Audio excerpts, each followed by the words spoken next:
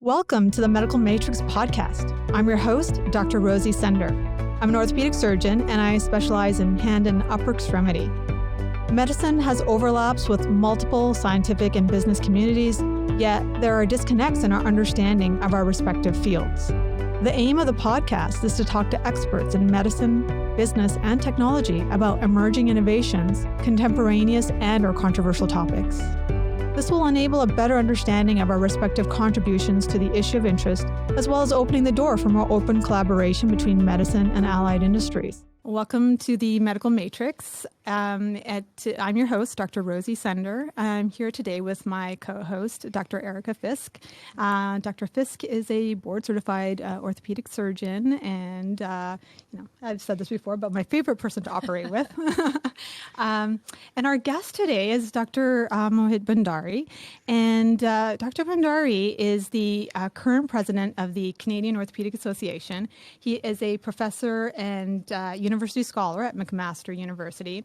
He's a professor and associate chair of research at the Department of Surgery at McMaster University.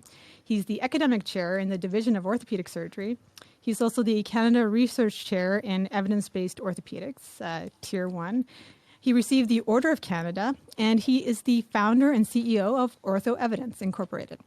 And I've also noticed he's hip enough to be on all the current social media platforms. So today we are going to focus our discussion on the infodemic we have seen during the COVID-19 crisis and how to sift out credible information from the misinformation. And for our audience members, if there is anyone who knows anything about research, collecting data, and sorting out the signal from the noise, it's Dr. Bhandari. So welcome, Dr. Bhandari. Thank you for joining us today. Hello. Thank you so much. Okay. Is there anything that you'd like to add to that stellar resume? No, I think I can only disappoint. That's the problem. When you say all those great things, I just think I'm going to let everyone down here. So I'm going to be on my best to try to hopefully live up to all those nice things you said. Oh, okay. Well, I'm sure that's not going to be difficult. Why don't we just start off with you telling us about OrthoEvidence, what it is and how it came about? Yeah, sure. So, I've spent probably 25 years or so, and it seems to grow every time I look back, but it's about 25 years now, thinking about research and thinking about evidence. And, you have to be at the right place at the right time. I happen to be starting my orthopedic career at McMaster University around 1994. Well, it turns out in 1990, Professor Gordon Guyatt, who, for those of you who are ever looking up and wanting to understand the history of evidence-based practice or evidence-based medicine, his name is probably central to that discussion. He actually coined the term EBM in 1990 at McMaster University. So I kind of wandered into it, right place, right time. And really, quite frankly, you fast forward, into orthopedics, you finish up, I was finding myself having a really hard time keeping up with information. I don't know how everyone else does it, but it used to be in residency where we would journal, and I'll use, for argument's sake, I'll choose the Journal of Bone Joint Surgery. But you would just look at the table of contents, and that would be enough in theory, because the perception was if it's in that journal, it's worth reading, and if it's in that journal, it's valid. And that's it. And there wasn't a lot of subspecialty journals they hadn't been developed in quite the way, or they certainly weren't as robust as they are now. Now, for you to keep up with the current best evidence, arguably, if you really want to be broad, you're looking at about 100 journals a month, roughly, you'd have to keep up with. Because orthopedic knowledge is now vastly distributed through all kinds of journals. That led me to, for selfish reasons, to say, I got to find something that's going to help me, selfishly. And so OrthoEvidence just became a filter. I said, if we can find all of the randomized clinical trials, which to me were at least the filter for the best available evidence for a treatment, in surgery anyway, you'd probably find them in more than just one journal. So we started the search, and it turned out that we started with maybe 50 journals and went to 100, and now we're probably at 200-300 journals that we're screening. And you get roughly about 70 to 80 relevant orthopedic trials a month. Now, you wouldn't think that, right? If you were talking to colleagues, say, well, there's not enough orthopedic literature, but it's actually out there if we do that search. The problem is most of us would never do that search. I wouldn't. So OrthoEvidence, in short, was born from that desire to find a filter. And so let someone else do the heavy lifting, filter it down to clinical trials, at least at a point you could say the evidence we thought would be pretty reasonable because you're filtering it down to a trial at least, and then summarizing it in a way that you can get that information out. That's the gist. We've done a lot more with it, and I can share with you, more as we go along. But that was the gist of why we did it, just to be able to keep up and have the best available evidence at our site. For those who don't know what the randomized controlled trials and why that is the best evidence, why, in your opinion, do you think that literature and good evidence-based medicine should be coming from those randomized controlled trials? Yeah, I know, and this is there's a lot of debate on what information we should be using. So when we took the focus of the randomized clinical trial, it wasn't at the expense to say nothing else is good. It was just saying if a randomized clinical trial exists, it would at least behoove us to say, well, we should at least be aware of them. Mm-hmm. We can decide whether you want to believe them or not, and there's a lot of reasons why you wouldn't. But the principle of why randomization is so powerful is, just imagine this experiment. You want to compare two different procedures, two different surgical procedures, let's just say. Even better yet, even more powerful is you want to compare a surgical procedure with a non-operative procedure. So let's just say someone comes in and they've got you can treat their Achilles tendon injury. That's what I was going to say. The Achilles tendon. Yeah. Right. So it's a great debate, right? You say we can operate on your Achilles tendon, or we can put you in a brace and a cast, and over a period of time, and there's going to be strengths and limitations of both of those. There's going to be arguments in favor of both. What would be the best way to get to the on that question? So one argument would be I'll just do a case series. Mm-hmm. I'll just look at all my patients and I'll decide who gets it and who doesn't. You'd say, oh, look, see, I treat all my patients operatively and they all do well. The challenge is, well, you didn't have a control group. So how do we know the people you didn't operate, how did they do? So, okay, no problem. I'll advance that to a cohort study. The cohort study would say, I have a control. And you see, I had a bunch of patients that came into my clinic. This group got surgery, and this group got a non-operative treatment. And as you can see, the patients with surgery did so much better. Mm. The argument that people would say is, well, how do we really know that your decision to put people into both groups was the same? So when you're not, quote, randomly assigning them, how are you assigning them? Well, you're assigning them based on what your perception of who might do better with one or the other. So the surgeon decides who gets treatment A or B, or the patient decides, I don't want surgery, so I want this. But it's not a random. So there's still potential what we call bias. And bias, simply put, is a deviation from the truth. We're trying to limit that in research to the extent we can. So historically, you go back and say, if we could truly balance groups in a way where the operator, in this case the surgeon, and the people involved in evaluating the outcome assessors, it could be the surgeon, it could be somebody else, are unaware of how that patient got put into A or B. It's hard when it's a surgical treatment and a non-surgical, but you can still blind people, and we can talk about that. But the fundamental power of randomization is balance.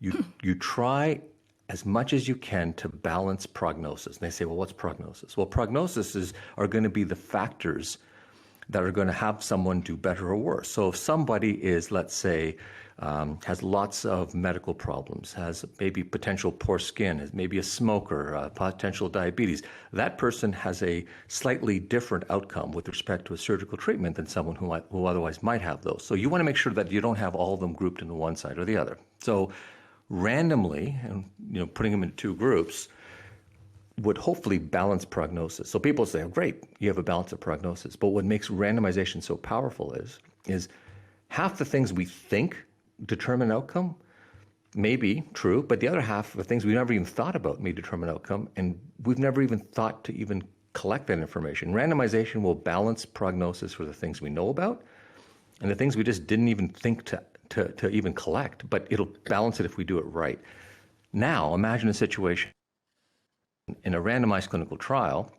Two groups are, by definition, identical now. So if there's a difference, the only thing, in theory, that you could say could be attributing to that difference would be us, because we're the ones who intervened with either one or the other. Everything else should be the same. So that's the power of the randomized clinical trial. It's this balance of prognosis. The rest is all there, and they talk about the methods of doing it. But That is why a randomization is much more powerful than what we would say a prospective cohort, in which the surgeon or the patient decides. And you can imagine that would be creating what we call a selection bias. You know, who gets into the study? People who are like another classic one is for hip fractures. People used to always say, well, you know, certain types of hip fractures do better than worse. You know, like where they say, well, you know, with a patient with a hip fracture, if they have medical comorbidities, you should wait. And then, you know, and therefore those who have medical comorbidities tend to do worse. Well, yeah, they're prognostically going to do worse than those who went earlier and didn't have medical comorbidities. But so it creates this false narrative. And that's why we try to do trials. Okay. So there are some people who have made the argument that sometimes randomized controlled trials can lack the resolution to allow like an in-depth analysis of variability in treatment responses, right? So, and that's kind of, I guess, those are researchers looking at precision medicine. So what are your thoughts on N of 1 trials? Yeah, it's interesting. So of all, like when I first started, Gordon Guyatt was a big proponent of the N of 1 trial. And just the argument there was, you know, like let's say in primary care, you have a patient who has a problem, and you could say, oh, you know what I'll do is I'll try you on this medication, but I'll be blinded, so I won't know and you won't know what you got, but we have, you know, we'll make sure it happens. And you try it for 6 weeks, you get off it, then I'm going to put you on this other pill, B, and we don't know if it's the active or the sugar pill, whatever it would be, placebo. We'll try it again, and then we'll kind of monitor how you did over that period of time. So first of all, it's can't do that with surgery because you can't undo a surgery. So the problem is for surgical trials, it becomes very impossible, and almost impossible to do that. So it has to be a chronic disease in which there's a resolution period, right? So that went a little bit out of favor. So yes, you're trying to get to individuals. It may only work in some cases. So we're still going to be, you know, using the broader storyline of, and just for orthopedics, the N of 1 trial probably isn't going to be, you know, you just can't do it. But if you transition that into something like the pandemic that's going on, where you have a COVID patient, you're trying different, all the different medications and treatment modalities and how are people responding? Because to get a randomized controlled trial right now, you know, it takes a lot of time and effort and a lot of subjects and people to do. They're doing that with the vaccines in some ways right now, doing the randomization. But as far as the initial treatment it's almost a trial and error, the kind of the N1, where, you know, let's try the steroid, let's try vitamin D, let's try, you know, and because no one knows right now. I mean, do you see something different working in this setting of a pandemic, or do you still think that a randomized control trial is where we're going to be heading to get a solution for this? Yeah, it's a good point. So, I mean, if I take a step back to just COVID, right? So March 11th, you know, the world changes. I mean, February, I was in Mexico, you know, at a meeting planning all the things I'd be doing right now. And that didn't happen, right? So things change really rapidly.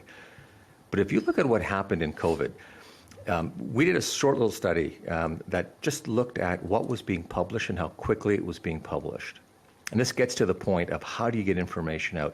There were 1,741 publications across 447 journals in 40 or 59 countries, I think, something like that, 59 countries. That's incredible.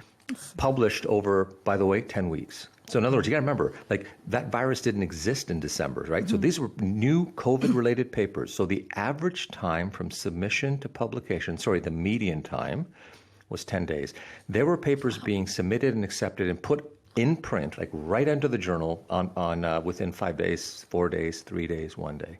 So you can imagine all of that was happening. Now, the majority of that in that early wave, to your point, was it's not randomized trials. You can't do a randomized trial within equivalent of an 8-week period. You just can't. It's just going to be too hard. So what was happening is you're getting this massive wave of information that was categorized into one of 3 types, right? There was this noise, which you can argue, which would just be opinion, but uninformed opinion. So you could just say that's the misinformation, and that's a lot of it happening early on. Then there were the informed opinion. And, by the way, in the hierarchy of evidence, Expert opinion is still level 5. I mean, if you talk about levels, level 1, the cohort being level 2, a retrospective case control being level 3, case series, so being level 4, and then expert opinion, right? And biological rationale being 5. That's what we were seeing lots of. Then there was the informed opinions that were still there, and there were less of those, but we can talk about what makes an informed opinion, I guess, in a crisis. And then there was this early beginning of early cases, exactly what you both have said, which is you can't do randomized trials early on, but you can get the first case. Yeah, people were trying triple therapy and saying we have 5 people in which this has worked. Let's try it, right? So there was all this case series. That's really just level 4 evidence, but that's what was happening. People were starting to collect data for trials.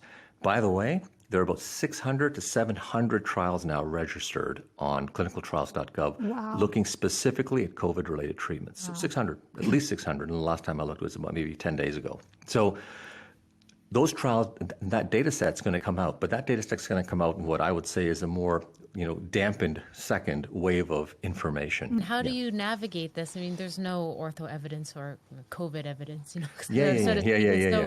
Here you have a community, if we transition to COVID and we're not supposed to go there, let me know. But it seems to be the biggest topic right now because you do get this flooding of information where people are getting information from social media, they're getting information from journals, and all these scientific studies are being highly debated by any means. You can find anything that supports your opinion one way or another, and it's a difficult concept right now to where do we get our information in this type of environment? And just to piggyback on Erica's question, and you can also answer this, I think, is that, in an effort to publish quickly, less rigorous studies are getting published. And so it comes down to what do we trust and how do we sort through what is good evidence.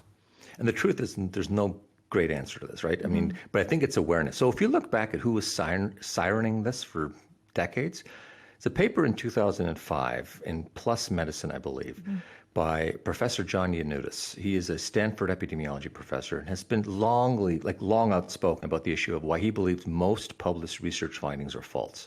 Pretty provocative statement, and, and he gets a lot of interest for that. It's a highly cited paper. But central to that hypothesis is 2 things. Small studies, and we can talk about that at some length, of why smaller sample size studies, where when you have few people, you often get misleading results.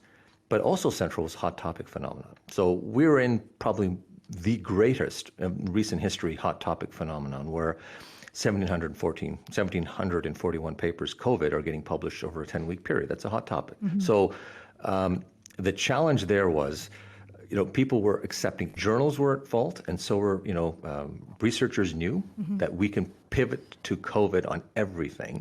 And journals were looking at anything COVID-related is going to come through. And you probably are aware that around, I think, early June, there were 2 major retractions on the same day of 2 large studies on hydroxychloroquine, both which had said, the stuff is dangerous, and et cetera, and New England Journal of Medicine and The Lancet both retracted data and these were heavily influential papers that were retracted. That shook everyone because thinking, okay, no one is immune to this challenge that we're having. So what do you do, right? And at the time, so how do you sift through this? I mean, I think the earliest thing to do is the first of all is you have to be aware that, if you look at the randomized clinical trial as the ideal, and if you look at right now, there will not be a vaccine given to us unless there is properly phased through trials. So I think we've had 2 recent phase 2 trial vaccines that have shown promise. They're going into phase 3, right? They have to be appropriately tested in a large sample of people, and they have to be randomly assessed so we can make sure that we're actually doing good by this, right?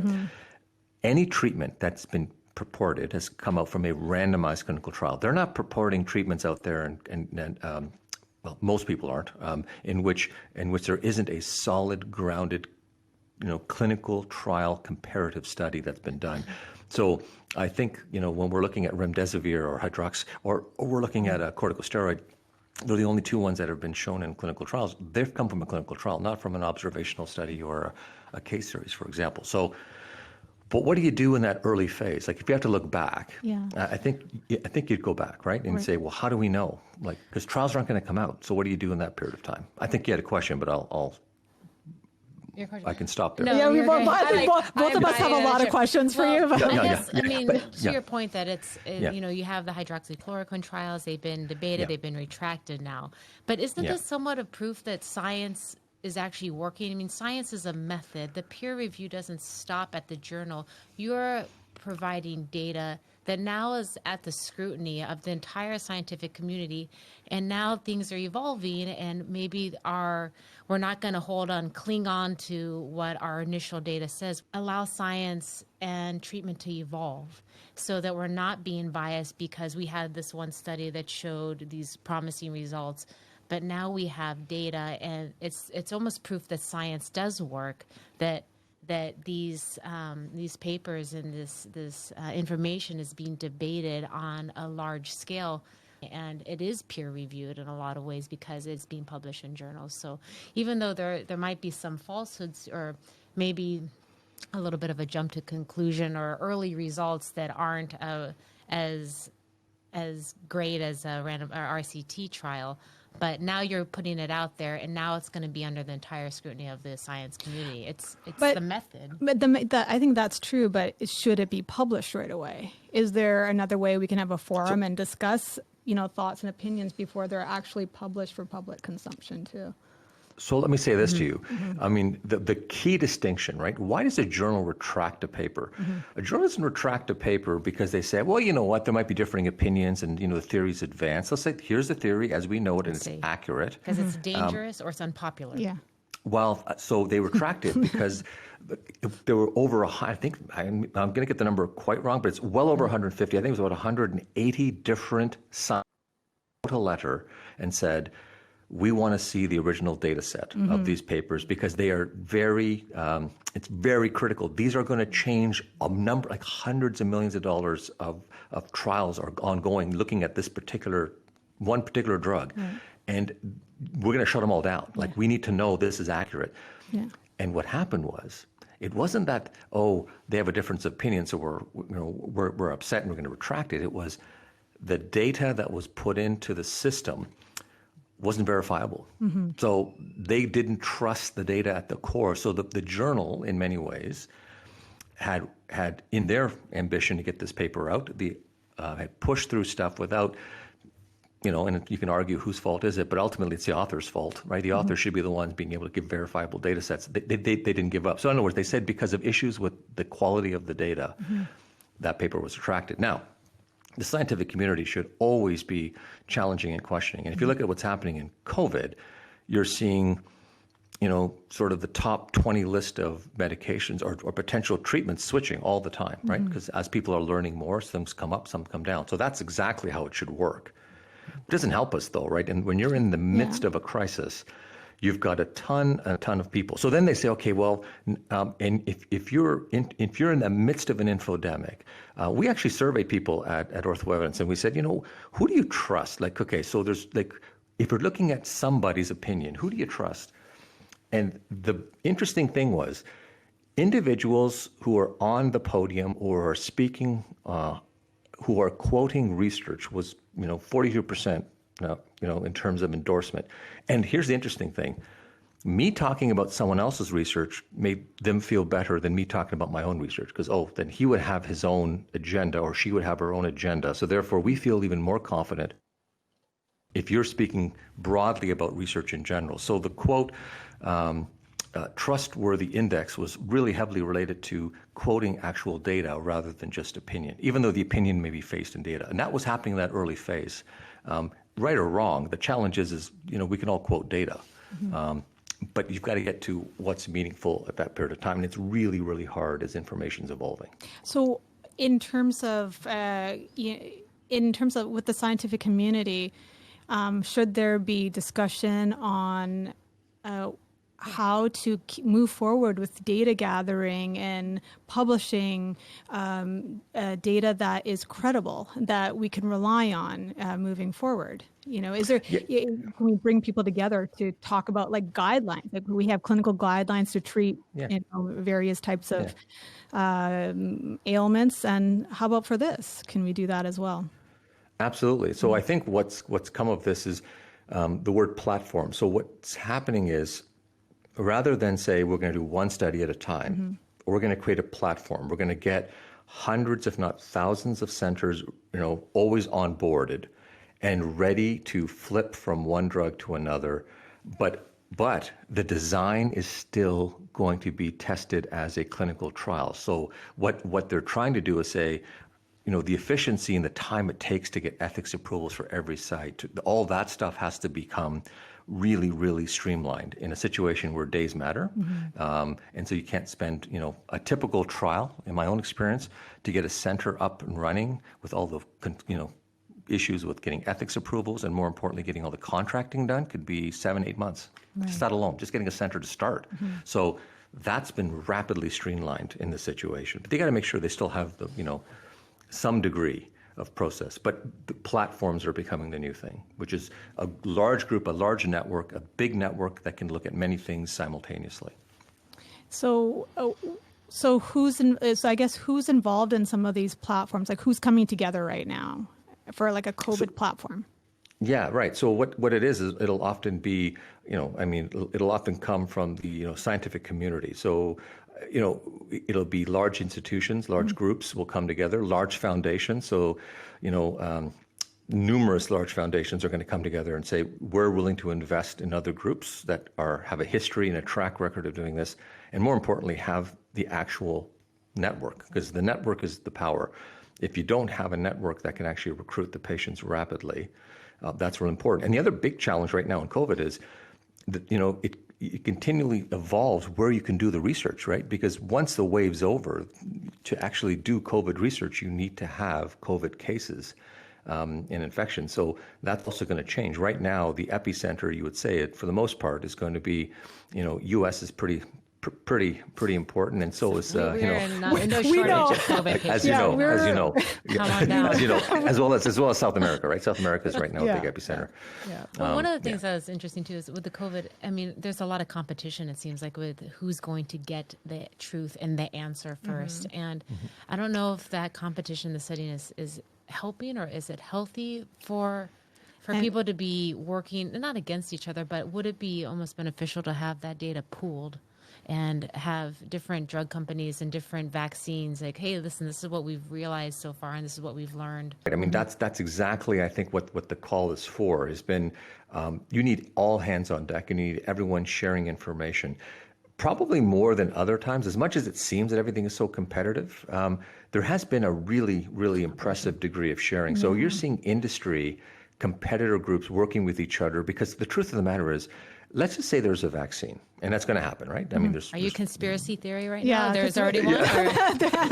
Let's just say there one. I mean, sorry, but by that, there are many candidates, right? There are many candidates. Just public, right? There's at least 2 phase 2s. They're going to move forward to a phase 3. There'll be a vaccine at some point in 2021, maybe late 2020. You seem to know something, but okay. I have some money. I need the stock market. I still have loans. So to supply the world is going to require, there's no way any one group can supply the world. So they're going to have to, work immediately with all kinds of groups, right? So they're going to be, doing everything they can to get it out. And so the other argument is, who gets the vaccine? All these become the ethical and moral issues of the landscape. In a competitive landscape, it would be they who have the money would get the vaccine. And industry is have to be very careful about how much profitability they put on this, because that's another moral and ethical dilemma, right? To do that. Okay. But that it's also different amongst different countries, right? I'm from Canada originally, but now I'm working here in the U.S. And there's a huge disparity in terms of in terms of healthcare delivery and who has access to healthcare. Right, just in these two countries itself, right? So, it's the big pharma groups that do end up developing a vaccine, are they going to try to make it a little bit more of an equal playing field for all the countries around the world and who has access to that vaccine? Right. Well, I think in a free marketplace, you would assume that, the goal is going to be profitability and getting access to who can pay for it quickest. However, or someone just say, you could argue the U.S. could buy up the world supply quickly if they decided to do that, right? That would be very doable. We've been kind of falling short on a lot of things. I don't know. Yeah. But you could argue that statement. Yeah. But I think there are so many checks and balances in place now, and there's so many other groups involved that there's going to be an element of equity that's going to have to be, and it should be, because the truth of the matter is, you cannot have a stable, functional world economy, if that is the goal, if you do not have all members of that world economy healthy and safe and being productive, right? So that's going to have to be the pervasive messaging that goes out, and it is. And I think that there have been safeguards put in place to ensure that low middle income countries are getting access, rapidly as well. As far as I know, and that's what I'm hearing, and that's what I'm seeing. So there are organizations that are helping out these countries. Exactly. So the Gates Foundation is a classic one of those that is putting you have a lot of control, and they're working with many low middle income country groups for manufacturing contracts, which would guarantee that those areas that get the manufacturing contracts would also be able to get the vaccine. Okay. Can I ask one more question on that then? So we're also assuming, though, that in all of these different countries that the manufacturing is going to be equal, I guess. Is there going to be any concerns about the quality of the vaccine development in the different Well, I think what will happen is, generally speaking, the front runners, let's say it's a Pfizer, one of these big multinationals, they have plants everywhere, for one thing.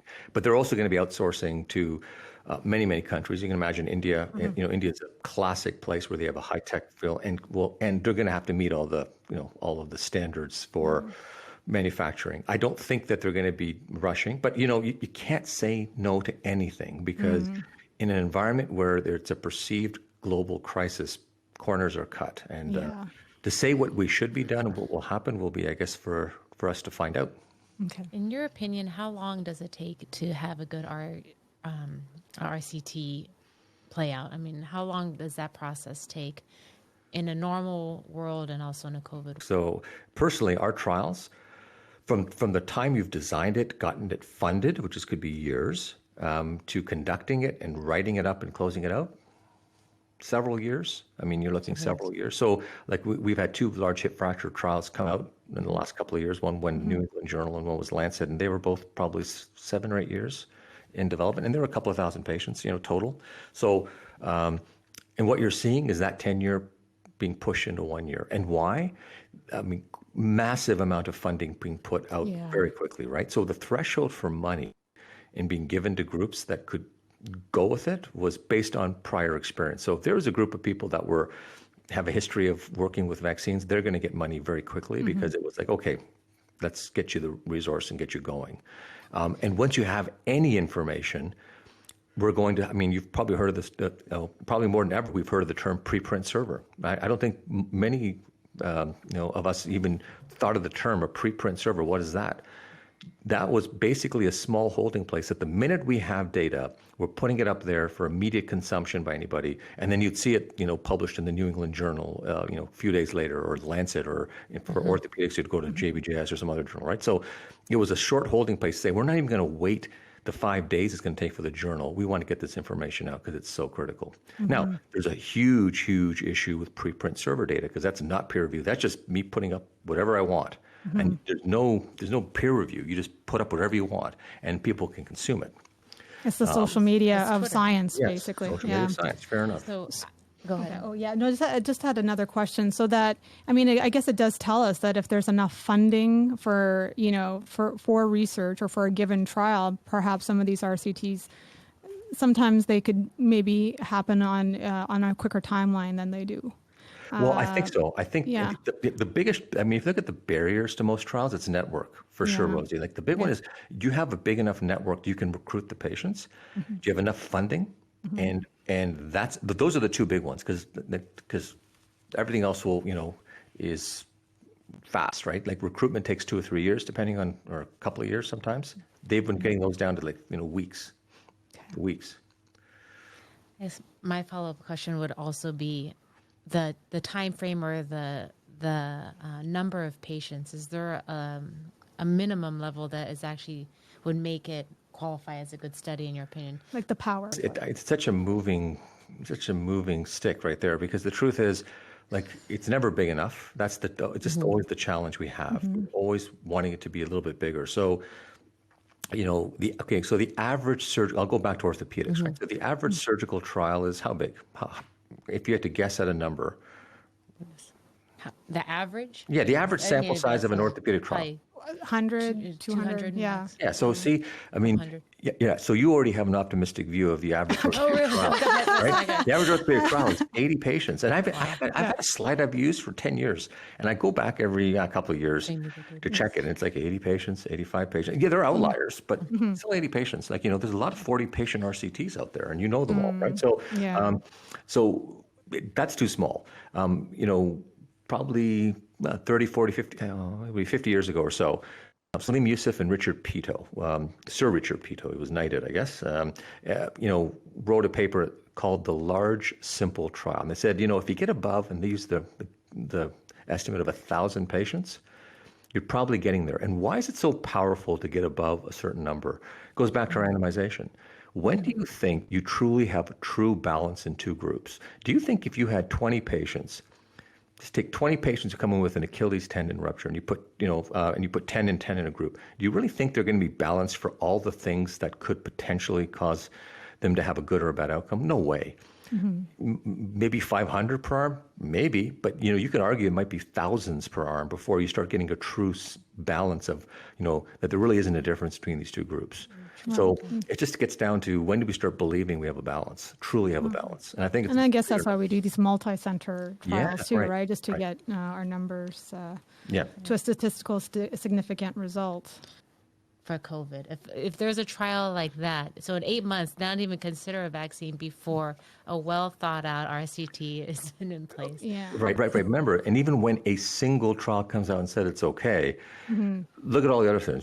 There's going to be the different variants of the virus. Is it going to work? And by the way, we haven't even talked about the fact that the people only have, an immune response for about 20 days. Like, once you actually have it, you think, I've had COVID, and they've looked at, if they've looked at the asymptomatic. Yeah, it was like 40% didn't have antibodies. Right. So a big part of the challenge. So the COVID challenge is a big one, right? So one is that even in the places that have had the highest, numbers. So if you look at, what's happening in Florida, what's been happening in Phoenix, what's happening in New York, the reality is truly, it's only about 4 or 5% on average, right? Maybe a maximum of 8%. That means over 90% of people have not been exposed to the virus. Now, those who've been exposed to the virus, about 40% of it has come from asymptomatic transmission. So people just don't know they're walking around, they're exposing people. Then you say, okay, I've been exposed, I didn't even know it. I must have antibodies because I've been exposed, I'm good. Those antibodies only last for about 20 days. Yeah. Then you're back to unexposed again. And that is the challenge that we are facing with COVID. And I think one of the other things that doesn't get said enough is that this is an RNA virus. It mutates more often than I think people actually talk about. If it was a DNA virus, then it probably would be a little bit more stable. But this is an RNA virus. So how many times has it actually mutated since it first came, into our existence? You're right. And I don't think that's talked about enough either. So, relying on a vaccine, I don't know. You know what? But then again, but it goes right back, Rosie, to the point, which is the randomized trials that probably still are going to matter, as much as everyone has this blinkered adherence to the randomized clinical trial for a vaccine and is going to be potentially some really important treatments. I mean, there are a bunch of other treatments that could have great promise, right? So the monoclonal antibody treatments that they're saying, right? So they're potentially of more interest, but they're going to be clinical trials. Like, it's going to be, when we look at what's going to ultimately move the needle for us in a way that's going to say, mass production, everyone should get it, is going to come from the clinical trial. What's happening right now with remdesivir. So you may have heard the news that, they say treatment approved, the first treatment approved in Canada saying it's the first treatment for COVID that's been approved. If you look at the actual data on remdesivir and you use principles of evidence-based practice, the confidence interval, it is a weak effect for sure, yet it's being called this big treatment effect. It's not. The average effect might be big, but the actual confidence interval, it's consistent with a very minimal effect. And that's the problem. There is no one big, treatment right now that's out there. So they're still looking, but they want to have some hope. And I think that's what we're seeing pushed out a lot in the guidelines. Yeah, I'm very hopeful about the monoclonal antibodies. I definitely think that there's something there. I just think it's such a challenging environment for a normal person to know what to believe. And, I think that the OrthoEvidence is such a huge stride in ortho in the field, but for the global picture or the national picture of just misinformation is such a challenging thing that we're all dealing with right now. How do you know what to trust and what to believe? All the news sources, the mainstream news sources, social media. I mean, I think that's where the lay public goes for their information, and that's exactly what she's talking about. All the misinformation that. You're absolutely right, and there's a whole research program on how and why false information permeates and sticks with people. It really sticks. It's become a political tool, actually, but it's not sort of it's a very thought out political tool that's used. And here's the interesting point: you can put out any idea on COVID, as crazy as it may seem, right? Without any data. You can make an hypothesis, you can put it out, and it'll be gone. And what'll happen is it will stick. It will stick with people. And what'll happen is those that start trying to argue and deny it and say that's crazy gives it more power, because now you've got intellectuals now saying that this is crazy, right? Like the people start engaging in this discussion saying that is crazy, or that shouldn't be, there's no evidence for that. But the mere fact that we're doing that perpetuates it. And it's a proven approach that's being used in research as well. So that's the challenge we face, is how do you trust information, right? And every group in a crisis is going to make some missteps, right? The WHO has made missteps. The CDC has made missteps. I mean, clearly all the political leaders across the world, all of them have made missteps. Look at what happened in New Zealand. You can argue it was amazing what had happened, but look at the celebrations that had happened. We've crushed COVID. A week later, they have more cases. And then that's the point, right? You cannot celebrate too early, because we just don't have enough information, and we don't have enough knowledge right now at this point. It's evolving. And we'll only, when this is all done, be able to look back in retrospect and try to understand what worked and what didn't. Okay. Well, and I think it's easier for scientists to live with that the information is evolving, right? The WHO got some things wrong. The CDC got some things wrong. But as scientists, we understand that and we accept it. But the general public doesn't understand that. So I think that it makes them distrust information coming out of these type of organizations, because they're like, well, you said this at this time. Now, why are you flip-flopping on it? But we know that that's science. And we know that we're experimenting. We're trying to figure it out. We have to take steps back and then restart. We understand that, but the public doesn't understand that, I think. Well, in some ways you can almost look at it from that vantage point. So just take a look at some of the policies we've made. The policies around physical distancing. Some people have said you're going to be full lockdown. Like I was just literally about 2 hours ago talking to a couple of surgeons from Colombia, Bogota, who were telling me that they are now entering another 120-day full lockdown. Lockdown is policed with, and they're not, it is a horrible time. They've had more cases in one day than they had over a 3-month period. So that's how significantly things are changing in somewhat around the world. Now, based on what evidence? Just, so when we talk about policies around, okay, we want you to do this. We want you to put masks on. Everyone's going to put masks on. People question it. And there's all kinds of questions happening around people's varying degrees. Why? Because we're not unified in it, and we're not unified in it largely, quite frankly, because it hasn't been tested the same way we would test for a drug. When you test for a drug, the community comes together and says, listen, we all get it. There's a big study, it was trialed, it's controlled, it either worked or it didn't. It worked, here you go, we'll start using it. But any of the, quote, policies around physical distancing, around how we're going to do it, around masks, they're just being told. They're being used. So you can argue that there's some degree of skepticism around that because it hasn't been tested the same way we test drugs. And you can argue, why aren't we doing that? Why aren't we doing a trial where you would look at varying degrees of distancing to really figure out what works? Because there's a ton of harm that comes from quarantining somebody for 40 days. Like, there's a ton of harm unintended.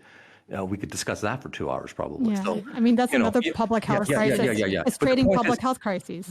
Yeah. Right, but you get to the point, right? So clinical trials, are being, you can argue, being overutilized, and who knows if they're ever being overutilized, but they're being used a lot, and they can be dangerous because a small randomized trial is actually believed, in our field, right? And so a large cohort of 10,000 patients, that's a case series, will be dismissed when someone gets on a podium and talks about 100 patients treated one way or the other, and they believe that stuff. So that's dangerous too, But if you do a well-designed experiment, you randomize patients, you conceal allocation, you blind them, you have appropriate patient-important outcomes, and you do it in a way that it's trustworthy, that can be a very powerful tool. And I think that's what we've got to be trying to get to, and trying to make that for all of our decisions, including our policies, which don't seem to have that. Do we have any hope? Well, there's always hope. I'm starting to feel a little pessimistic right now. And I think we'll be back. I'm pretty sure we'll be back in 2021 talking about this, and we'll say, I thought we'd be over this by now, but no, we're still here. So that didn't sound like hope, though. If you look at where we are, if you look at reality, again, using the randomized clinical trial as at least the workhorse, we're not likely going to see a definitive answer to a vaccine in the next 6 months, right? We're just not going to see it. I mean, they're at phase 2 now, so phase 3 is going to be another at least several months. That's one. We're not likely going to see a major breakthrough treatment either in the next 6 months because there's big trials are running. So what does that mean? What are you left with? You're left with the non-pharmacological management of COVID, which is some degree of distancing, possibly, you continue with your hygiene, and you continue with masks plus or minus, depending on, what risk you're at and what kind of groups you're in. But that's it. And taking care of yourself, I think, just making sure that, mentally, mentally and physically taking care of yourself and keeping yourself as healthy as possible. Right. So what would you suggest to people, outside the scientific community? Where do they go for information? Where, because there's not going to be a lot of, our friends who aren't scientists who are going to go to research papers or understand how to, synthesize the information or distill it down to a way that they can understand it reasonably. And it is hard because, so much of it is based on trust, right? Isn't it? You have to have some degree of trust, and you have to believe that. And I still think at the end of the day, science, for the most part, if you're doing it, you don't go in with you might go in with a hypothesis, but you're generally thinking, I don't know. There's equipoise. I really don't know if one is better or the other, and I'm hoping we'll figure it out. So where would you go to get sources like that? It's still going to have to come from. Most of us are going to get it still through some channel of social media. Someone's going to be bringing information from high-quality sources. I still think the high-quality sources, despite the challenges that many journals have had, are still a place where there's someone else checking the response. So yes, the New England Journal and Lancet have had have had a retraction, but by and far they've also provided a lot of meaningful information. Anything that's relatively important is going to get to big journals. And in our field in orthopedics, you'd still go to the peer review process. So, for example, in the Journal of Bone and Joint Surgery, there was a COVID center, and I could see how quickly things were getting done, but they were getting done still with some element of peer review. I just think you just want somebody else, if you're not comfortable, or in the language of science, that would have double check things. That's all. And I think that's still going to be the source. Other people will grab that stuff, but I think that's what it'll be. So not Fox News. Well, I just feel like everybody, we're or your favorite YouTuber. Yeah. Our favorite YouTuber, yeah. Okay. I feel like we're just kind of in this time where everybody is almost doing their own like randomized controlled clinical trials. Yeah. Like I'm going to personally wear a mask, and if I don't get sick, then But that's what I'm going to do. But that's the N of 1 trial that we were talking about. That's the N of right? 1 trial. Everybody's their N of 1, and their peer review is their social media page, a Twitter account. Are my friends going to look at me funny because I'm wearing a mask? No one else is wearing a mask. You're getting all this constant feedback from, not scientific sources, but sources that matter to each N of 1, and everybody's doing their own random trials because we know better. Yeah, and so that's the age that we're in right now, and that's what we're fighting to provide information to people in a safe way. Yeah, and to add to that, actually, I was thinking the same.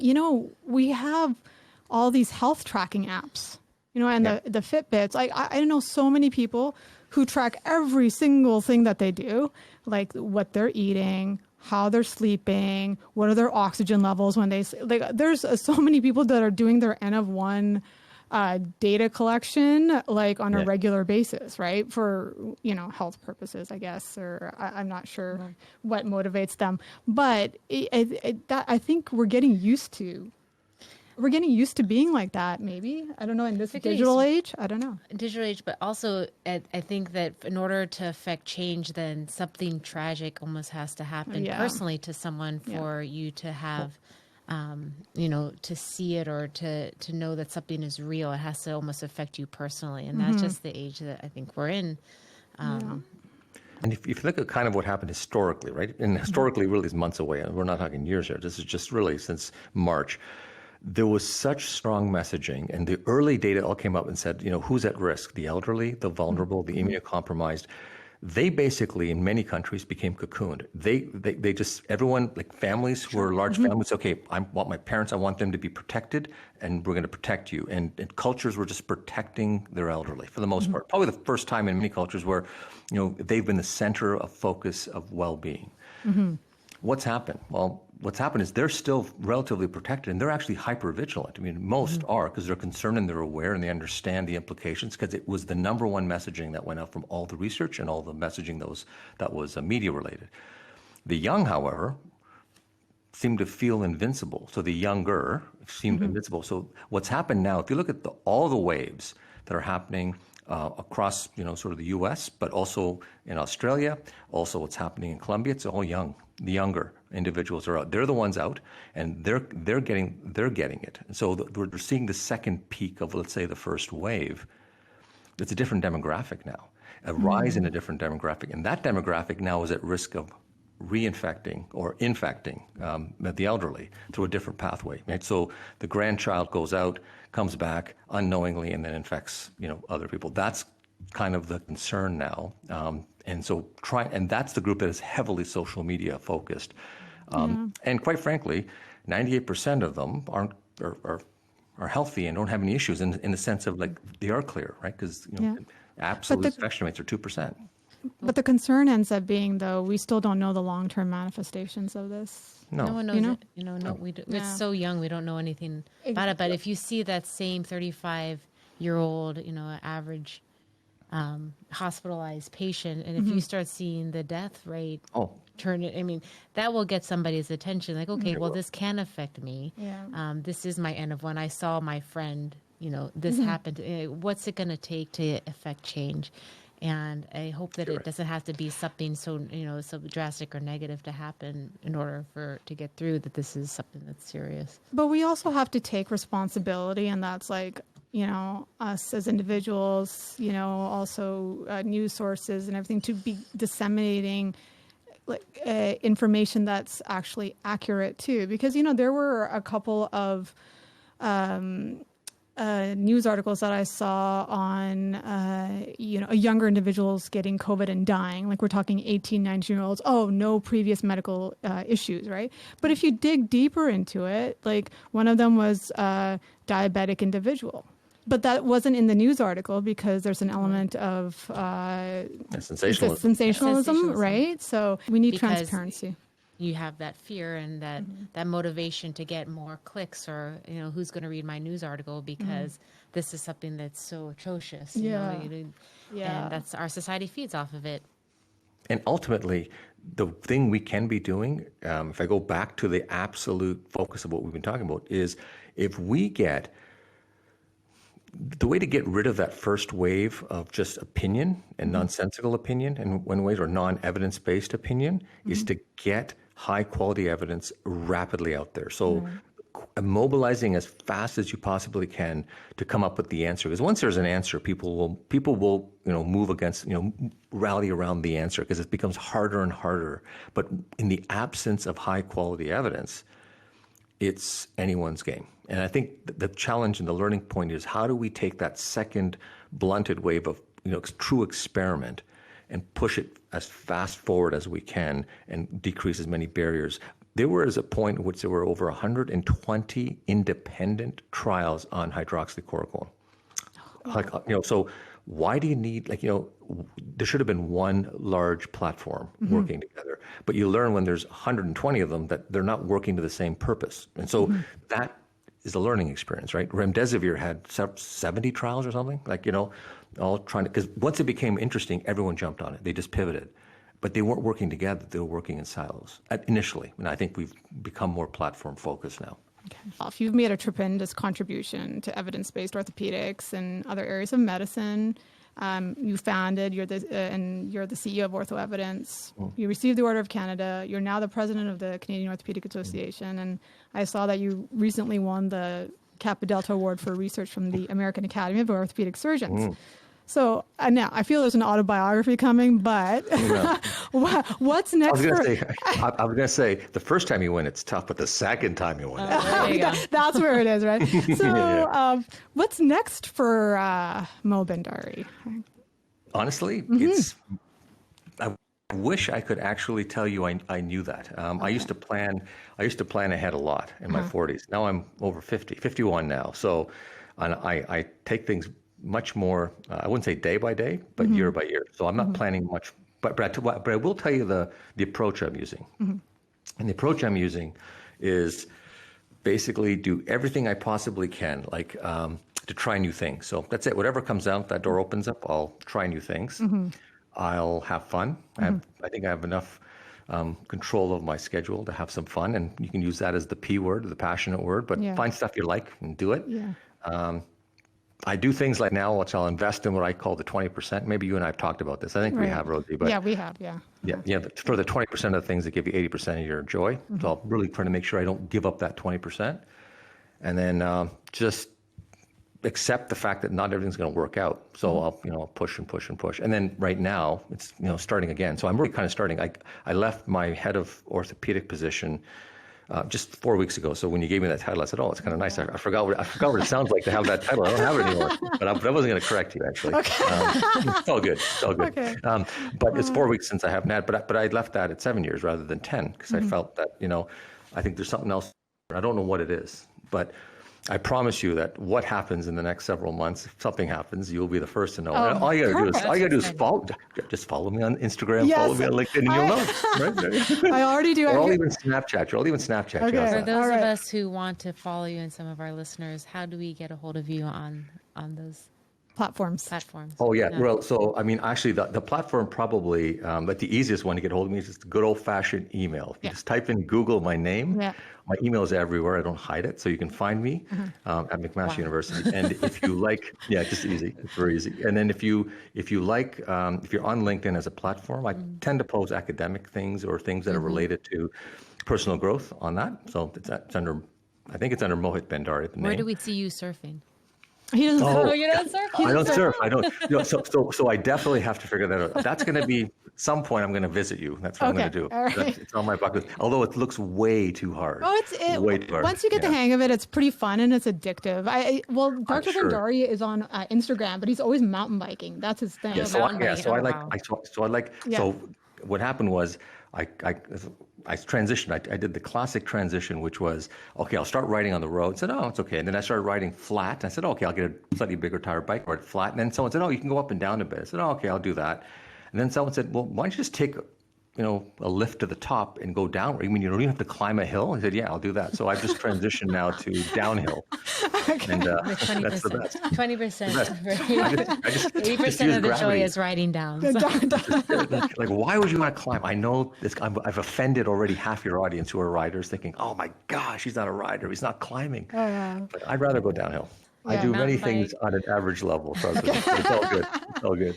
Yeah, it's all Except good. your entire professional career, which is beyond average. is way beyond average. So, But I do not have any other real aspirations, truthfully. And the thing is, if I'll end it on this, and I'm sure you might have, unless you have something else to ask, but the most poignant thing that I remember, and to this day, was standing beside two women at the Order of Canada, and so we're all just waiting. There's about 30 of us going to be inducted, and she looked over to me and she just simply said, "Oh, you're a young fella." And I kept thinking, really? I feel like I've lived my whole life.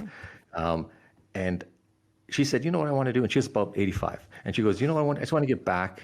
I just want to get back home and get back to what I do." She was running many foundations and done tons for Canadian, helping young women in need.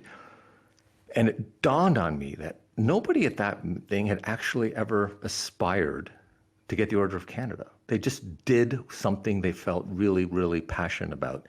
And it was like this theme of the more you plan about what you're trying to do, which I used to think that way, isn't really the pathway. Like you just stay engaged in something you're doing at the moment, and those doors open up and opportunities happen. So they happen. So I'm using that new psychology to see what happens. Okay. that's We'll great see. advice. Yeah, fantastic. Well, thank you, Dr. Bhandari. And we're really honored that you joined us today and help us distill all the information that's out there. Thank you very much. Okay. Enjoyed the discussion. All right.